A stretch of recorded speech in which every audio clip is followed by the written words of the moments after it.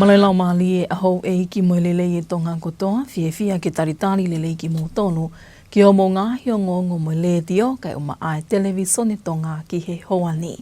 I he wakaiko ia ki ngahi ulo i o ngongo. Peki ai Palestini malolo ofisi ratu e peli nai lati kaung ka koe mokapuna o ene awhio ko ngā whanua si au si tupo ngua. O si whakaho watu ki he whakamau angalahi ai kole ai whawhawhunga kakai o niwa tāwhitu ke whakatatali hono tau te akai o alewa kua mahino ai tangi.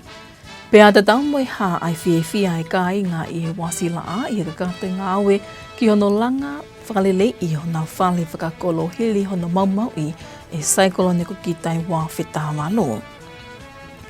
O ku te eipe ngā hitala noa kehea na iangi pēhei tau wakai ki ngā hio ngongo me he malae o e sipo tika o maafo ki e to o ngā oe ea. Ko e wakailewa e ni ki he whakai ki iki, ko au liliani polutele. Kuoli pōti e he ngāhi kautaha o ngongo whakaloto whanua a Fiji, ai pekia ai Palestini malolo o Fiji ko ratu e peli nai lati kau ka koe mokopuna ia o ene a whio kua ngā whanua ki ngisiao si tupo ua. Ko e pekia ene a ratu e peli nai lati kau, i hono ta o walungu fulu maa whāna ne hoko koe Palestini o Fiji mihi wāwhi mahiwa ki he wāwhi tānima. Ko ene eiki ko ratu Sir Edward Thakombau a ene iloa ki tongani ko tungi Fiji. Kua whakaha e he eiki palemia no pele whawhanua ko o si whakaho watu ki whamau angalahi ai whakotu ukole whawhawhunga kakai o niwa tāwhitu lata i whaingata atangi mana ka koe minista paanga ke whakatatali ai tōtu oni pe tautea ni hilifaki e whakamau angalahi ke teia kai o alewa ko mahino ai o laoi tangi. Ko hono whakapapao i eni e he palemia lolo tonga whakataha me ka whaiongongo i e whalai te ko o si mātunga mi hono whakapapao i antu e whawhawhunga lata tangi mana. Ko tangi mana na e whakahala ia ia e whakamau angalahi he ahua whā o mahina niki e hia e ua o e tatongi ke whakalotoi mo no whakahai e he whakamau lahi Paula KC ko pao kene awe tūtu uni ki he sea o e whalealea ki hono whakahifo ia me hono sea i whalealea. Ne whakahauai pē mo ene tangi ki he whakamau tangi i he aho hoko pē. Ka i he nea o mai ki he whalai te kua o si ne whakamahino ai e he eiki palemia no pele whawhanua ne o si toi whakahua to moi kole a tangi mana ke whakatatari e tōtu oni e whakamau anga. Whai pē hono whapapai, pau ku mau tali reipe, ai ngahi tūtuni koe ku whahoko ki ai me whamau anga. Ku mahino mai ki a te au o ku os whakahu, e whawhonga lau ai ek mista paanga ene application ke stay pia motangi pa koe ngai whangamaria ko ia o ki ene totonu ke whakakato ki mua pia mahino e tuunga o ki ai ek mista lau i hene whawhonga wharearea. O kwhai pefo ki e whaongongo ki he ek sea ko hi ko ia pe tutune a whātuku whatatau ki he lao, ki he aho pa mo taimi e whahifo ai hata, ka ko hiuk te ke kakato ai ngahi process, mo tiu process ngā whakalau ki ai, o ku whaipe ai whaongongo ki he tūnga koini ki ai tutuni koini ai whamau anga ki he whawhonga o niwa tāwhitu. Ne whehu ia heni ai e ki palemia whikau aki mo i lao whili i e mahino o ku lahi mo hoko hoko e ne hāmai e ngahi hopo tukua ki e totongi ki whalotoi hiri e ngahi whili. O me ai anō pele whawhanua koe me ai ai whalealea ke alea i mo wakai i whakalelei ai lao koe ni. E kutonu ke tau taha pe ai hoko mea koe ni, kau tau whatonga tau tōku lahi e ne hoko. Ai mahino mai ia koe tau pehepe koe whaunga ngā aue, pe koe culture, koe ha hono whamatala, koe ulnganga ngā maheni i he campaigni.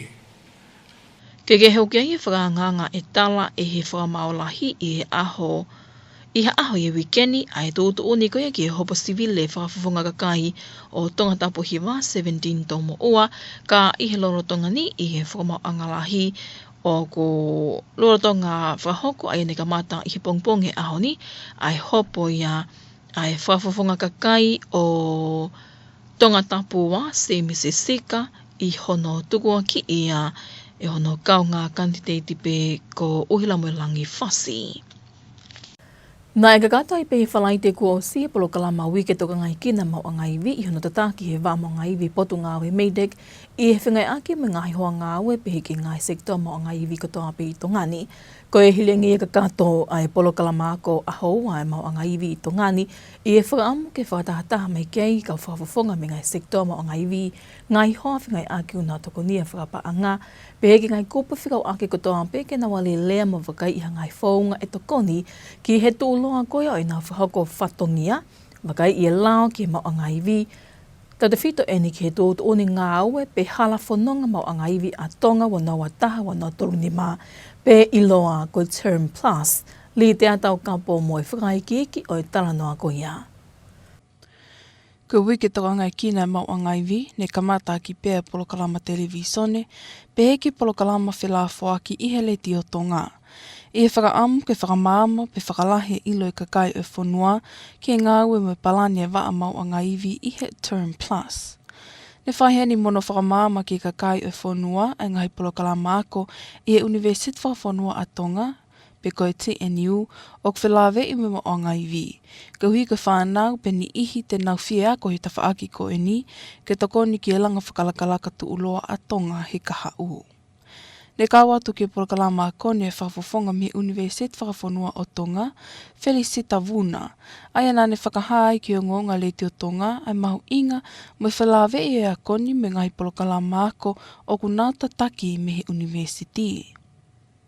Nofo o, ko harewa mama tolu TNU o ksio ki ai, ko hono shift curriculum, he ko hi he ko whanau koni o ku teu ko he School of Science and Technology, ko ki nau tolu ia, o kua ko i ki nau tolu i he technician mo e engineering, o ku mahu inga ke teu ki nau tolu, ko ngahi whakalakalaka ko toa ko ini, o ku tau unu ko i ki ai, o ku whie mau, ai kakai ke nau whai hono toka ngai, mo maintenance o ngahi mea ko ini o ku tau hiki, o ku ne ombi ai whakakaukau, ai mahu inga, hono ako e whanau ko ini, ko hinga ke meet ai energy transition ko apureanga, and also ai mahu inga ke iai pe hatau kau local technician and engineering.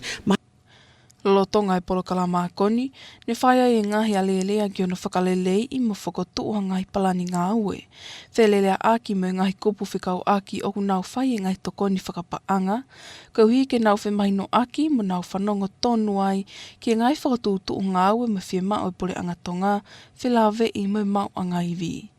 E ene au mai ke whalaite, ne nofo taha e tokanga e a koni i ngahi me alele ngau aki e iwi me he uhila pe iwi. I e whakaamu ke nau wakai i ai hangai palani e lawa e tongani o whakakato pe ko hawhaunga ke hoko atu ki ai i he mahino o ku alu peta au e taimi pa moe wakai ki ngai wesia whakamaman lahi i hono whetoku holo ai koloa lolo. Ne malawa ke whakaari wahe mo whakahaa toa e ni ihi i Tongani ko naunga we aki kalas me alele koe ni ai lelei mahu inga na tūla mo e whaunga hono ngawe aki o kalasi me alele koe ni. Kai kehe, mahino ne kawat ki hene ngai seki toa o mau a ngai vi, hange koe kau taha uta lolo Pacific Energy mo Total Energy. Aia ne whakahai e whafafonga me he Total Energy mataile fia, ai mahu inga mo lelei o ia koni ki e nau whakahoko whatongia me he kau taha lolo. Ko tahanga he whaunga o ku mau toka teo koe ki ngai crisis koe ni o klawa ke mau ngā onu ka ngai project lahi ko hono whakalahi o e storage ko ia o e kautaha lolo. Aia e tok whahoko pe o paran ke whakahoko i he tauni pe. Ko whiawhia ke kau mai ki he awareness week o e energy e weekend. O klawa ke tau ako ngai whaunga ke he klawa ke implement pe put in place.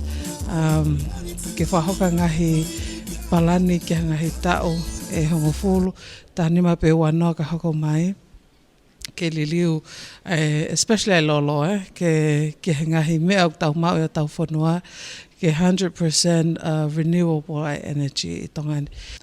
Kai kehe, ne whakaos ake a koni e nau a ahi atu ke ngai wheituu, pe e lia ku os whakotua e ngai mau anga iwi malawa ke whakawhoou, o ta tau pe e sekitoa o ngowe, wai moi uhila. Mai o ngonga le tio me televisione Tonga, kwauri tea tau kapo. Ko taimali he kautaha Mordi Tonga Trust I he whaki to koni pule anga au si telelia, ke whakaivia I nau ngahi ngāwe whakakeake ko toha pē, o ko whai ma ai whonua I he taimi koe o e ngahi whakatamaki, pe ngahi mea whakatu upake. Ko e tokoni keni ne whaki atuia I he polokalama ngāwe ma te tewe Mordi Tonga, I loa koe tala ke I kapa, I he whakaamu ke whakaivia ho nau iwi malawa ke nau tali ui atuai ki a ngahi hui tokoni me kakai e whonua. Na e whaki ate tokoni koe ni pala I te ia wike kua osi koe konteina uta tokoni ko osi kakatoa I ngai nau, pe mea ngāwe whima viviri e tokoni ki he kakai I ha whakakeake me hea whaingata e hoko, wangi koe ke ngahi mea ngāwe ki hai sini, ngai tapoleni, ngai mama sola, ngai nau tokoni ki anofuanga me ngai nau kehepe ki ngai whima o whakaaho. O whaafuafua e ngai tokoni koe ni ki he tola au si telelia, e walumano tupu pe paanga ia e taha kilo tolumano waluafi tupu. Pe whakafofonga me ofisi talawhikaulahi o au si telelia I Tongani, ko e whakaume whingai aki ke nau toima te wangi ka whaiwhaiange kua tō whakatuupake, whakatamaki, pe mea whakatuupake e hoko. Ko os mau ko toa pe ngai nau koe ni ke o antu ke ngai whaamiri pe tōku I kolo e whima o vivili e tokoni. Ne whamalo ia heni he pule lahi e Mordi Tonga, so ane pātolo ngai nau tokoni ko toa pe, me he pule anga Australia i mahino, ko nau whakanau atu ngai mea ngāwe tokoni ke taimi o whakatamaki. Pe i hene pehe ko nau tuku pāhai ke kei hoko hoka tupe ho nau whatongia ma ai tō loa ko ia moi malu ai kakai I he tōku I kolo o Tongani. I he kuonga ko lahi moha kia I ngahi pole pe whaingata ke he keho e kuonga, o I kei ngata pe ngai saikoloni whakatalopiki mo whiliri wake ea, ka ko kau ke mo e pole o I whai Tongatapu me ngai whaingata ke he kehe kune mo tāmaki e mo uye whānau mo I tō tupu. Ne whakamama whaia I he pole lahi e poto ngāwe meidek ai mahu inga ki he kāinga, o I wasila a ke nau ngāwe lelei a ke whainga mālie ko nau tai mālie ai, ki ona whakatataha e mo langaha kia I mo uye nau whānau ke nau malu me ngai pole koe ni. Koe hili eni ono whakailonga I he whakasinga e wike, ai ka kato hono langa mo whakalelei I oi holo whakakolo ka koe whalehu whanga ma ai kolo. Le te atau kapo mo I whakaiki.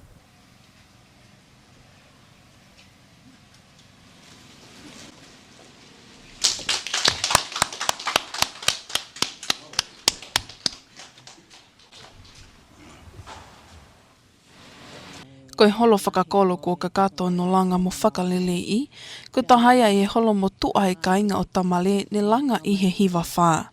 Ka nei mau I e saikoloni ko ki ta he wanoa tahawalu. Ne whai pe ngāwe ki ono mono o e holo, ka na I kai ke toi mālohi mo maluwhi unga ke ngāwe aki. I he ene pehe, ne ngāwe lewa ai ko slio whakakolo o New Tōwa, ke langa whakalelei e holoni talo mihe wanoa wa taha. Aia ni os tāhono ma pepe a tali e whangofua mi he potu ngau e langa lalahi ke whakahoko e langa. Ka na iai pe ngahi whaingata a kehe o kau ki ai e pole whakapaanga ne whehanga ngai mui koslio. Pehe e me mipa e koslio iske lioko. Ni ongo ko toa e ngahi pole ne nau whenga ngai muia, ka nai toko nia ki nau tolu he kainga pe o e kolo. Kainga mei muri o kau kia e pule angatonga o whakafou I potu ngau e meidek mo e ofisi o tala whikaulahi o siaina I Tongani. Ko ngahi ngau e nai lawa, ato fo ou e whare, sā wau ki he kapa, pēr tū mo e whare tolo, nei kai ke kau e whare tolo I whare motua, ana e tū mo e whare tolo, pēr whanau I moia, pēr ko ngahi loki koni na e whinga ke malu I, ko e loki taha, ko e loki ngahi kai, ko loki kai, ki he evacuation. Ko e loki ke whahi whakaha ke, ko e loki ke ngawe aki, I he fuwhi mau, ka pau ko hata whainga tā ia, ko e loki mohe. Na mauhike steihi me whahi fo o awe ki ta whakawhake ki tau mua ke whare. Pena e langa moe whare haisini me mui o whakakakato o au ki e loki mohono sawa ki e kau whaingata ia. Whakataha pe tatau koe e tawhaki a whawhine mo tawhaki a tangata. Koe ngahi ngau e lahia na mau whauki e whareni. Pea uiai mo e loki me mui o ngau e ke koe loki tāna ki anga ke stoka ki ai ngai mea ngau e ai whare. Koe lahi e whaleni o kumita e wahiwa looloa, pe ko hono mau kupu o kumita e tā whitu. Ai aku lahi whi unga eni ke hau ki ai e konga lahi honau kolo, mo ngau e aki koe whalehu whangaanga i he taimi whakatamak whakai na tula. Ne whakahaheni e he pule lahi e putu ngau e meidek e sione a kau ola. A e nau whakaamu ke e kai ngata pē i he hoko he whaleni ko a whalehu whanga, ka koe whale ke lata mo unga kia i e whanau mo tō tupu o whai honau tauhi. Ke hoko e apini, ke hoko e whare koeni. Ko halata anga e tō tupu, wheho iai pia mo e ka inga, whai ai hono talatarai whare ki nau tōru, whai ai hono ako na ki nā. E neongo, o whiriru ake a ea, pe e kai ke tau lava mui, ai whanonga e ahoni, he alu e ke toi kōwiangi, pe he kai tuu ia, he alu pe ke toi kōwiangi. Aku mahu inga, e tau whepōpō waki, ai pure anga, no tolu e kakai e whanua, pe pehe ke tau ngai kau ngā mea mei muri, nau tokoni mai. Ke whai pēha ngā aue, pe amo hono tanu maki, ka hau ho tau whanua mo e ngahi kolo. Ke lava pē ke nau matu uaki, mo nau lotola, ke kei mo ui, i he kuonga au whaingata. I kai ngata pē i na tula. Aku hange koe mea nau lawe ki ai. Hake mai mo ngahi nunua ke. Whai tōko na tapu. Koe paloparema i he interneti. Mo ngahi paloparema ke ko toa pēko. Utui koe apini. Koe api ai whai ai hono taratara i whare. Ai ahoni. Pea moe kahauna. Nāne whakahaheni e nau tuku pā ke tuko nia ki nau tolu a kia ngahi tanke vai i he mahino ne te ekia tanke vai e whakotuu he whaleni. E whakaama a kau ola e tokoni ki he maa mo tau e nau mau anga vai, tau te whito a whie mau vivili he taimi o whakatamaki. Ne whakafuafua ngai whakamole ki he langa ngau e koe ni mo paanga e whakilu tupu.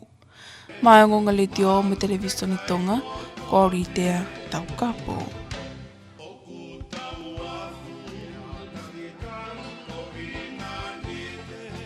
O guhamai vai ai ngā we koe a motomo o ngāwhi home reef, ka e malawa peke iei hanga hi mapuna si lolo Tonga e ne vai, ko hono whaha e ni mihe wa asioloki hilia e nau kei Moimoi i petu o ngau kei mo o ngā whini, ka na e maoi mo anga whamatalau ke ni mei he mirowa mo e himawari, ai ka koe whakaiki ki moli tea Tongatapu ai pe. I he ngāi satellite wakai mo o ngā whine ngau aki e sioloki, nei kai hato i misi satellite fo o ai mo o ngā whini. Ka i he nau wakai e ongo mauanga whakamatalani, ni haa e vai ai home reef, ka e ke iala malawa pe ke iai hangai mapuna si i me iai. Neongo ia, o i kai hatu unga whatu tāmaki ke kainga o wawa o moha apai, ka kukei tu mau pea whatokanga lanu mōli ki e whewhalau aki wakapuna.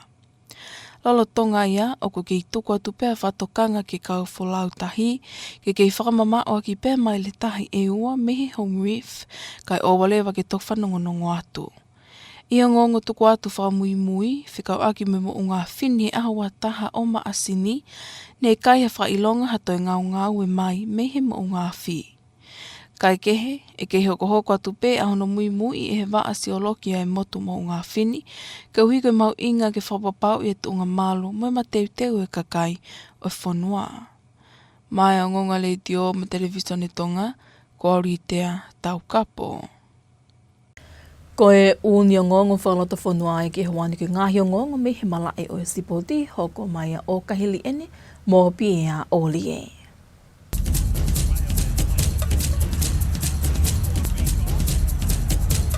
Malamoto ki filongo ki ko whakaini ke malai o e sipoti. Nā te tapewa pe ka hao e tū lalu pe he ne kumi hatikite ki Papua New Guinea he whiau soka e Oceania, heiria ai malo pe hao e o tumotuku ki aki kai koe ua ki he noa i he senta soka ko walungo fulu i whaasinga o e wike. Nei kai toi tatari timi ahi kai tāna ki ongo poini i loto pe i he miniti e tolu, ke puke ai pia i kuna he toenga konga ulua ki o ka kato pe moe taimi ko nau mui atu i Vanuatu i he taki o te pire lau poini. Ko hiria e tāwha kirikiti e Vanuatu i he timi a hamo Amerika i he tāwhimala e takai hono ua aki kai koe ua noa ki he noa.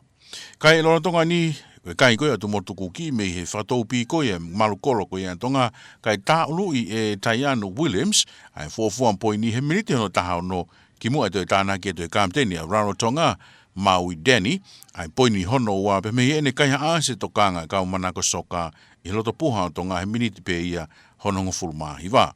Neongo na evirita ke tu la Lupe Junior ki haola e ke puke ai e nau taumua ke puka hatikite ki e championships ka na e iku lau noa pe ia he koe whawhipak whewheka pia me e sidaleki kautai mo Derek Tupou koe whengamari e koe ia nei kai ke mau. Ne whake e tau tea o kautai pia toi kanoni aki koe kāti kulokula o horo hi whai e timi taitari ki e toko hongo fulupe kai maari e nai malawa pehe toenga nai iloto ke mapuke po ine pampa tohi kai i he konga hono waka kato ki e kato ai taimi. Rotonga ni foki na e mei ia e whenga maari o Derek Tupou i konga hono wa ke whakatu wa e fuafuan po ini o ngari ke whakamau e loto vea tupu pe mo toenga ai timi ke na whawhipaki kai pango na e kai ke eha utu hakea i he whenga ki he iku nā. Kai ke he koe tāruin me wanoa taha whitu e more sea o tumotuku ki me i hono malu e hau koe le voro koe ni pia koe ni, kuna uhanga atu ki he taki e te pire laupo ini a Vanuatu o pongpongi ke na tāpe pa e rewa ai sea ki he whiau hi isi ulai. Koe vainga whakao silewa ka hau atu ulalu pe e pakihi e pe moha mo Amerika a pongpongi i he whaivalahi e pe e aho taimi tolu e whiawhi. Koe mala e pe e sipoti.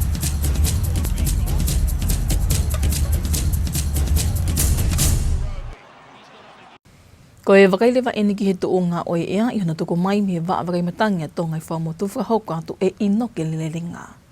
Malo e lau marehu iki pa moe rea tonga kotoa tai rei peki mo tolu ki he tau whakamatala ea. Ngai tala no la lahe no e tau whakamatala ea, tau ki i wheawa pepe moe alo maari e ki he konga lahi ko ia o i otu tonga. Tai mta tau ko e whakatoke lau ki hengo niwa ku malawa ki ai hangahi uha tuu moto. Hoko te pepe moe hako ki ngai vai whanua. Pe pefoki ki ngahi potu tahi kotoa pe o i otu tonga. Ka tau wakai hen ke tunga koe i misi satellite, ha mahino te ni ha te i misi satellite e lahi koe ke alomari ai ngahi wahe whanua koe o tonga e aho ni. Si i hangahi konga au tene kolosi i ho tau ngahi wahe whanua, pa kuni hanga o tala mai ai alomari e koe na tau whe au mai mo ia i he aho ni. Tukea ngā ngahi konga au maulalo kune ngā unu mai pa mi he whakatonga hake. Ai o hake he alomari e o kutoka ki he whakatonga hake koe o tutonga. Pea koe alomari e ni o kune teke mālohi hake ko ia o ne ome hawiri o ku hako ke kotoa o ngāhi potu tahi ko ia o tutonga. Uai whupa muhala tā maki une toka ki he whakatoke lau koe o yongo niwa, ngāhi konga au matolu hā māmat ko ia ki he whakatoke lau o yongo niwa koe alo tā maki uhalahi e o kune toka whakatoke lau koe o yongo niwa. Ka uku i kai, hane ue sia ko yongo niwa hoe wa whaa ko ia ka hoko mai. Hene pehe o ku makatonga i hono ke i tuku at ko ia ai whatoanga hako. Ngāhi wahe whanua ko ia o yongo niwa wa wau pia pehe whoki ki haapai. Pea ko ho tau ngāhi potu tahi hoko te pepa mono tuku te whakatokanga hako mo whare ike ngai wakai ki ke kotoa pe o ngāhi potu tahi ko ia o tu tonga. Kata wakai ke aho koe nimaka hoko mai wakai pa mi he Pasifiki. Kei hoko pe toka koe alomari e ki he whakatonga hake koe o tonga, pa tene kei omi pe hawiri o ku hako moko, pa mi he tonga hake ki he kotoa pe ho tau ngāhi vai whanua pa pe whoki ki ho tau ngāhi potu tahi. Ka koe aho koe nimaka hako mai e lahi peke alomari e ngāhi vai whanua koe o tonga, malawa ki a ngāhi uha tuu moto pe a ngāhi wheitu e konga loto koe o weekendi. Ka u whai tōkanga ki he alota maki une fōu ki he whakatoke lau tene hifo ki he hongo niwa, au fwai ki wawau pe a moha pai. Pea pehe whoki ki Tongatapu pea mo ewa ke whakaosinga ui ke whalaite, pea mo e toko nake ui ke ni moha uha, mala ke loro lahi a ngai taimi, pea wai mo whenga maari en ki ha mana. Ka koe whamtala e koe pa mehe pōni o au ki he pongpongi koe a pongpongi, hoko pe ai lahi alomari e koe a whakatonga, hapai pe fuki Tongatapu pe mo eua ko vai whanua koe o ngoni ua pe fuki wawau e lahi peke alomari ka malawa ki a ngai uhatu umoto i a ngai wheitu u eni ihi. Haviri e kei hoko pe ne angi moko mo hako pe mihe tonga hake ki he ngai vai whanua koe o ngoni ua wawau pe mo hapai. Ma le tahe ua noa ki he ua nima ki he ngai vai whanua koe o ngoni ua wawau pe hapai. Kai ma le tahe ua noa ki Tongatapu pe mo eua. Toa e fua mawhana i he pōni ki he moko taha. Te kiri o se sase ua tolu ki Tongatapu mo ua nima ki wawau pe mo hapai. Pea ua ono ki he ongo ni ua. Komtala ea koe ki a pongi, lahi ki alomari pe ngai vai whanua ko wawau hapai Tongatapu pe mo ua. Ko ongo ni ua, e lahi peke alomari e ka malawa ki a ngai uhatu umoto i a ngai. Wheitu upe e ni ihi. Koe maolonga taha ne fua mawhana ki a pongi, ya oi ki he maolonga o te kiri o se sase e wahiwa ki he tolu noa ki he kotoa pe o e otu Tonga. Taimi koe o tahi, maha toka tahi i he toe nima koe ke taua e toa poe pōni pe a tau maari e ia. O songa fulu koe pa mihe ono i he pongpongi ia a pongi. Koe laa pe moe mahina, hopo laa i he toe taha tolu koe ke fitu he pongpongi pe a toe mahina, toe taha whaa koe ia ke he ni mahe pongpongi pe moe a pongpongi. Aho koe nima ka hoko mai ki Nuku'alofa, ka matai pe mehe pule lulu o au ke sa pate koe ia o e wikendi, whakaosinga wikendi. E lahi peke alomari, aho koe nima ka hoko mai, ka hitam tatau, malawa ki a ngai uhatu moto maa pe. Fua mawhana pe koe maalunga taha ne fua mawhana ki Nuku'alofa e aho nima ka hoko mai. No foi ke tikiri so sasi e tolu noa ki he tolu taha. Ka koe taungatanga peke ani, malopito ho mumea mai, ka mumea. Tō ngai a oe ea mō ino ke lelenga ka tau te wakainge he niki he ngāhi ulu i o ngongo. Peki ai Palestini mālolo o Fiji rātu e peli nai lati kaung ka koe mokopuna o ene a whio ko ngā whanua si au si tupo ua. O si whakaho watu ki he whakamau angalahi ai kole ai whawhawhunga kakai o niwa tāwhitu ke whakatatali hono tau te akai o alewa kua mahino ai tangi. Pea tatau moe ha ai whiewhia ai kai ngā i he wasi laa i he kakate ngā awe ki hono langa whakalele i hono whale whakakolo hili hono maumau i e saikolo neko ki tai wā whetawalo. Moe kakato ai pe ia o ngā hiongongo me le tioka e uma ai televisione tonga ki hawani ma whakaamo ni ataki kotoa atu pea ki loto whale kotoa. Kai malo e tau ke hi whiao mai ka mō mea.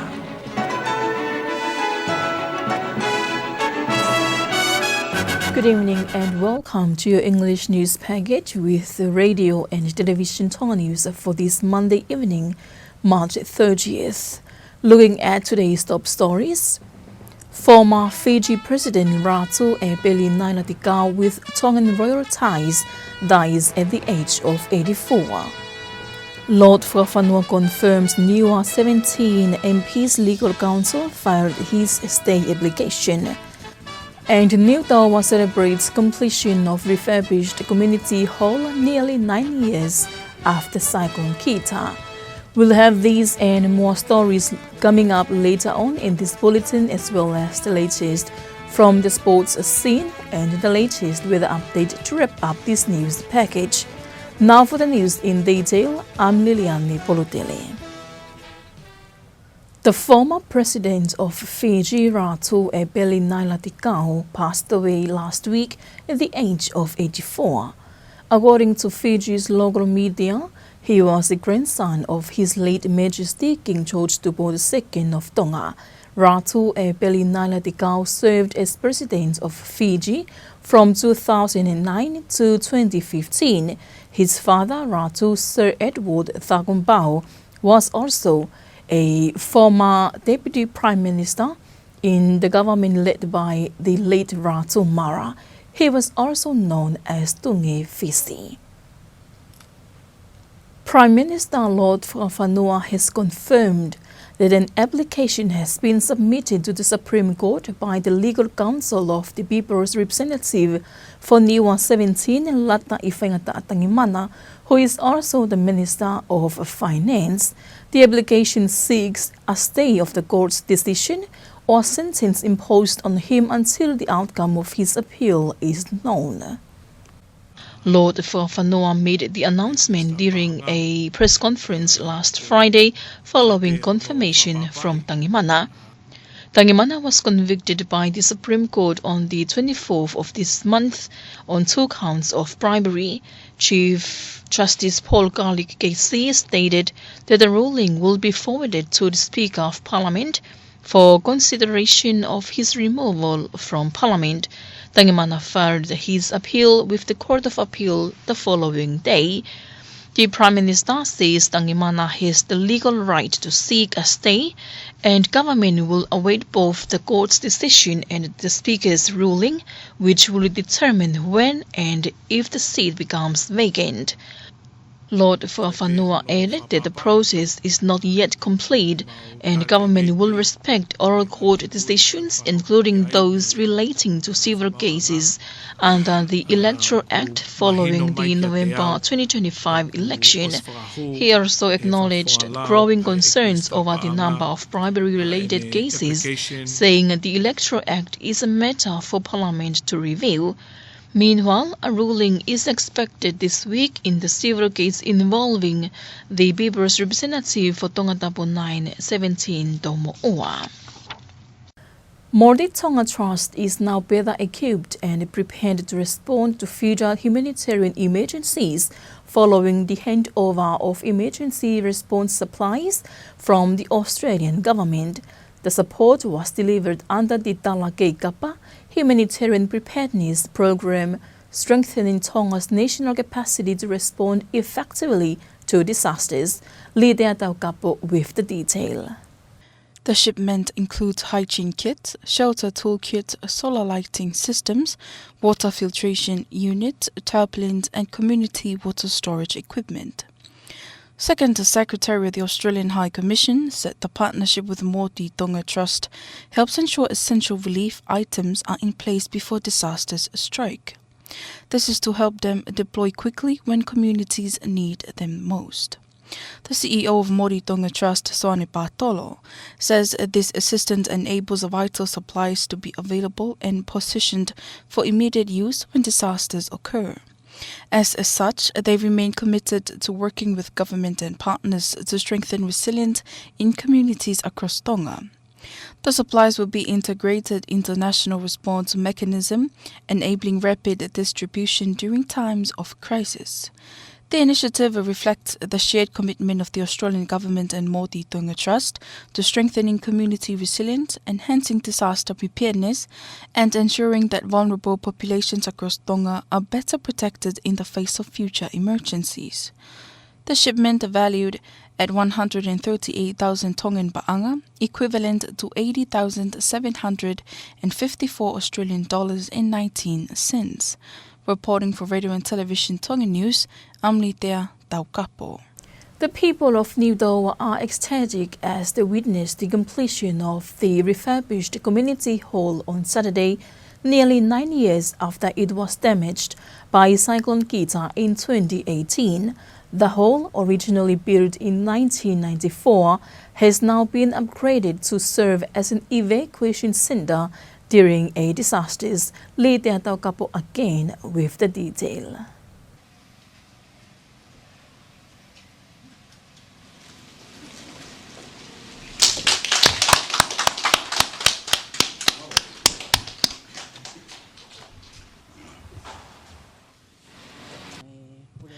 The occasion was officially marked by tamale and attended by the Chinese ambassador to Tonga, His Excellency Liu Wei-min, and the CEO of the Ministry of Meitec, representing the government of Tonga, who both financially supported the project.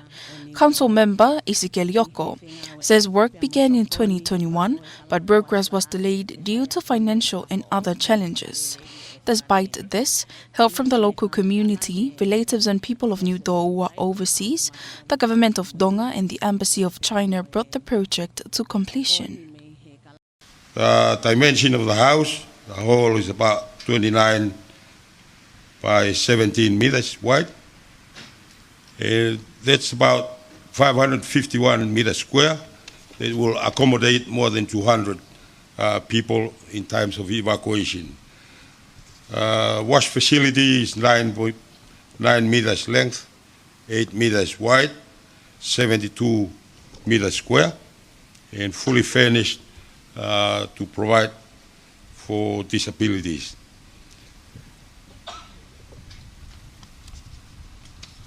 The new addition to the old hall is the veranda.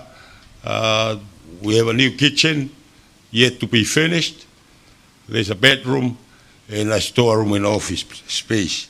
We have also moved the stage from the western side of the hall to the eastern side. After this, you might be able to see the new look of our hall, and this hall will be maintained and looked after by the Wasla Development Youth Club. Ambassador Liu says the hall reflects ongoing efforts to strengthen Tonga-China relations and improve community safety. On the other hand, it will act as a safe haven for the protection of lives. With its upgraded and well-planned facilities, will function as an evacuation center shelter in times of natural disasters. I believe it's going to be very resilient, and if we have another cyclone coming, I think probably he can resist that. This reflects both respect for and adaptation to nature, as well as the tangible results of practical cooperation between China and Tonga in disaster mitigation. I sincerely hope that this new house will better serve the local community through strengthening neighborhood ties, preserving local culture, and safeguarding community safety. Meanwhile, the CEO of Meidek, Sioni Akauola, emphasized that the hall should not only serve as an evacuation center or a space for women's activities, but also a safe place for children and youth. He added that the water tanks have yet to be installed and confirmed that support will be provided to ensure access to clean and safe water, especially during any natural disasters. The total cost of the project is estimated at over 400,000 ba'anga. Reporting for Radio and Television Tongan News, I'm Nitea Taukapo.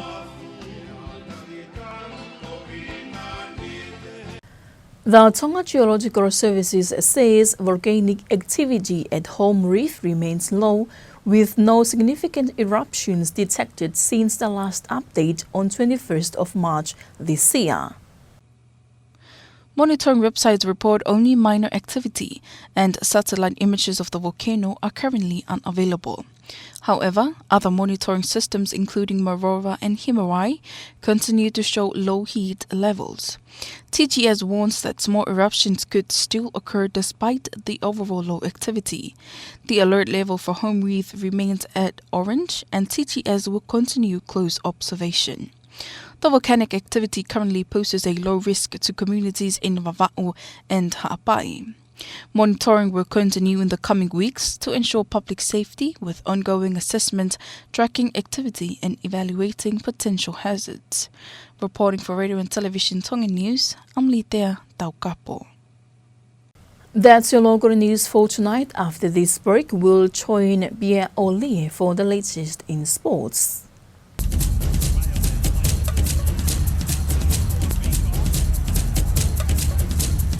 Welcome back in sport.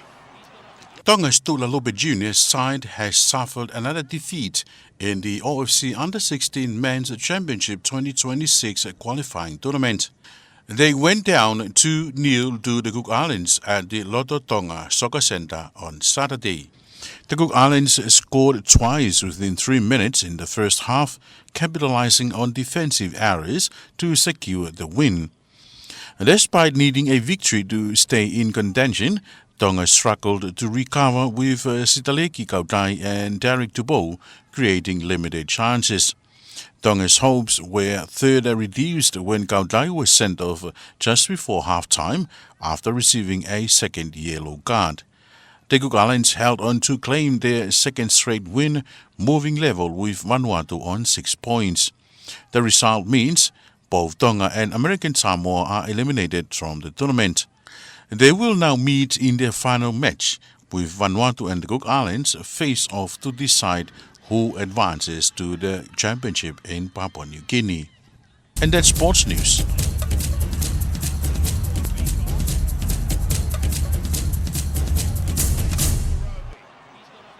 That was sports news with Pierre O'Leary. Now taking a look at the latest weather update from the Whaamotu Weather Forecasting Centre with Inoke Lilinga. Hello again and good evening. Welcome to your evening forecast. Here's our main stories for tonight. We're expecting fine weather for most part of Tonga, except the newest to the north. We're expecting showers of rain and also strong will continue to persist over all of Tonga coastal waters. We're taking a look at our satellite imagery for today. And what we observe here are less clouds that are passing over our land areas, and that reflects fine weather that we experience today. Except there are small patches of low clouds that are moving in from the southeast, and these patches of low cloud bringing into our areas by the high pressure that currently lies to the southeast of the group. There's also an active trough lies to the north of the newest, and this active trough here is the South Pacific Convergence Zone. However, this trough won't affect the newest in the next 24 hours. In terms of our warnings, we still have warnings for our land areas. A strong wind warning still remains in force for the newest Vava'u and Ha'apai land areas, and also for our coastal waters. A strong wind warning, small craft advisory remains in force for all of Tonga coastal waters. But for the next 5 days across the region, here's the next 5 days. The high pressure will remain to the southeast of Tonga and will continue to bring in the fresh to strong southeasterly wind, cool southeasterly winds to all of Tonga for the next 5 days. So we're expecting fine weather, mainly fine for the next 5 days for all of Tonga, except there will be some showers of rain. But our main concern will be this trough that will develop to the north of the newest, moving into our areas affecting the newest Vava'u and Ha'apai, Tongatapu by the end of this week, with rain and also possible heavy falls with risk of thunderstorm by the end of this week. But our forecast from tonight up until tomorrow morning, we're expecting mainly fine weather for Vava'u. For Ha'apai, Tongatapu and Ewa, clear skies at times, but for the newest and also Vava'u will be mainly fine, but there will be some showers of rain, periods of rain for the newest and also for Vava'u. Wind still prevails from the southeast, cool, fresh to strong. Southeasterly winds for the newest Vava'u and also Ha'apai, 20 to 25 knots and 20 knots for Tongatapu and Ewa. Minimum temperature for tonight will be dropped down to 23 for Tongatapu and Ewa, will be a bit cooler for tonight. Also 25 for Vava'u and Ha'apai and 26 for the newest to the north. Forecast for tomorrow will be mainly fine for Vava'u, Ha'apai, Tongatapu and Ewa. But for the newest, will be mainly fine, but there will be some showers of rain. Isolated showers are expected for the newest for tomorrow. Our maximum for tomorrow will be reaching up to 29 to 30 knots for all of Tonga. And the tide prediction, low tide will be at 5 minutes to 12 p.m. Midnight tonight, and high tide will be at 10 minutes past 6 a.m. tomorrow morning. Sun and moon sunrise will be at 13 minutes to 7 a.m. tomorrow morning, and moonset will be at 14 minutes to 5 a.m. early tomorrow morning. Wrapping up 5 days outlook for Nuku'alofa, starting by Wednesday up to Sunday this week. It will be mainly fine. However, there will be some isolated showers. Some showers of rain are expected for Nuku'alofa for the next 5 days. Maximum will be reaching up to 30 to 31 degrees Celsius, and that will be all for tonight. Good night. Thank you to Inoke and the team at the Tonga Met Service for that latest weather update, and that wraps up this hour's news package. But before we part, here's one final look at tonight's top stories. Former Fiji President Latu Epeli with Tongan royal ties dies at the age of 84. Lord Whakawhanua confirms new 17 MPs legal counsel filed his stay application. And New Tawa celebrates completion of refurbished community hall nearly 9 years after Cyclone Kita. That's it for tonight. Thank you for joining us. I'm Liliane Polotele. Good evening.